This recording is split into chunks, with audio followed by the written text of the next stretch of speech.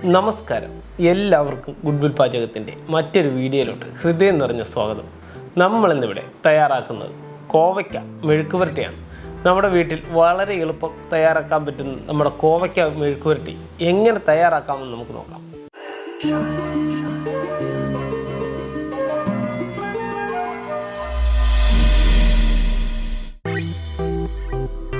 നമ്മുടെ കോവയ്ക്ക മെഴുക്കുവരട്ടി തയ്യാറാക്കാനുള്ള നമ്മുടെ പാൻ റെഡിയാണ്. നമുക്ക് പാനിലോട്ട് 2 ടേബിൾ സ്പൂൺ വെളിച്ചെണ്ണ നമുക്ക് ഒഴിച്ചു കൊടുക്കാം. വെളിച്ചെണ്ണ നന്നായി ചൂടായി വന്നിട്ടുണ്ട്. നമുക്ക് വെളിച്ചെണ്ണയിലോട്ട് 1/2 ടീസ്പൂൺ കടുക് നമുക്ക് ഇട്ട് കൊടുക്കാം. കടുക് ഒന്ന് നന്നായി പൊട്ടി വരണം. നമ്മുടെ കടുക് നന്നായി പൊട്ടി വന്നിട്ടുണ്ട്. നമുക്കിനി 3 അല്ലി വെളുത്തുള്ളി ചെറുതായി അരിഞ്ഞ് നമുക്ക് ചേർത്ത് കൊടുക്കാം. ഈ കൂട്ടത്തിലോട്ട് നമുക്ക് 1 സബോള ചെറുതായി നീളത്തിൽ അരിഞ്ഞ് നമുക്ക് ചേർത്ത് കൊടുക്കാം. 1 പച്ചമുളക് സ്ലൈസ് ചെയ്ത് നമുക്ക് ചേർത്ത് കൊടുക്കാം. 1 തണ്ട് കറിവേപ്പില നമുക്ക് ചേർത്ത് കൊടുക്കാം. നമ്മുടെ വെളുത്തുള്ളി, സവോളയും പച്ചമുളകും കറിവേപ്പിലയും എല്ലാം നന്നായി നമുക്കൊന്ന് വാട്ടിയെടുക്കാം. നമ്മുടെ സവോളയും പച്ചമുളകും ഒക്കെ നന്നായി ഒന്ന് വാടി വന്നിട്ടുണ്ട്. നമുക്കിനി ഇതിലോട്ട് 1/4 ടീസ്പൂൺ മഞ്ഞൾപ്പൊടി നമുക്ക് ചേർത്ത് കൊടുക്കാം. 1/2 ടീസ്പൂൺ മുളക് പൊടി നമുക്ക് ചേർത്ത് കൊടുക്കാം. 1/4 ടീസ്പൂൺ കുരുമുളക് പൊടി നമുക്ക് ചേർത്ത് കൊടുക്കാം. നന്നായി ഒന്ന് മിക്സ് ചെയ്തെടുക്കാം. നമ്മൾ മുളക് പൊടിയുടെ മഞ്ഞൾപ്പൊടിയുടെ എല്ലാം കുത്തലൊന്ന് മാറി വരുന്നിടം വരെ നമുക്ക് മിക്സ് ചെയ്യാം.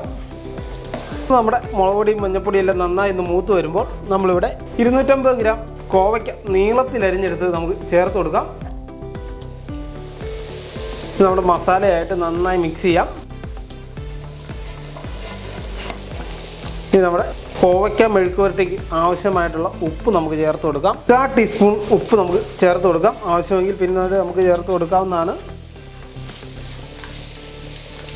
നന്നായി ഒന്ന് മിക്സ് ചെയ്ത ശേഷം നമുക്കൊരു മീഡിയം ഫ്ലെയിമിൽ ഏകദേശം 7 മിനിറ്റോളം മൂടി വെച്ച് നന്നായി കുക്ക് ചെയ്തെടുക്കാം.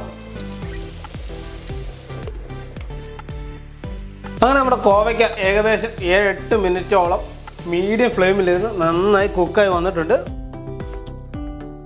നമുക്ക് ഇതിലോട്ട് 1/4 ടീസ്പൂൺ ഗരം മസാലപ്പൊടി നമുക്ക് ചേർത്ത് കൊടുക്കാം. നന്നായി ഒന്ന് മിക്സ് ചെയ്ത ശേഷം ആവശ്യത്തിന് വെളിച്ചെണ്ണ ചേർത്ത് കൊടുക്കാവുന്നതാണ്. നമുക്കൊരു 1/4 ടീസ്പൂൺ വെളിച്ചെണ്ണ ചേർത്ത് കൊടുക്കാം. നമുക്ക് നന്നായി ഒന്ന് മിക്സ് ചെയ്ത ശേഷം നമുക്ക് ഫ്ലെയിം ഓഫാക്കി നമ്മുടെ കോവയ്ക്ക മെഴുക്കുവരട്ടി നമുക്കൊരു ബൗളിലോട്ട് ഡിഷ് ഔട്ട് ചെയ്ത് കൊടുക്കാം.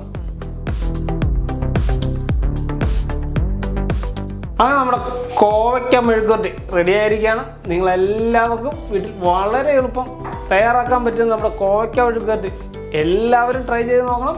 അതുപോലെ തന്നെ നമ്മുടെ ഇന്നത്തെ കോവയ്ക്ക മെഴുക്കുവരട്ടിയുടെ വീഡിയോ ഇഷ്ടപ്പെട്ടെങ്കിൽ മറക്കാതെ ലൈക്ക് ചെയ്യുക, ഷെയർ ചെയ്യുക, സബ്സ്ക്രൈബ് ചെയ്യുക, ബെൽ ഐക്കൺ അമർത്തുക. Thank you.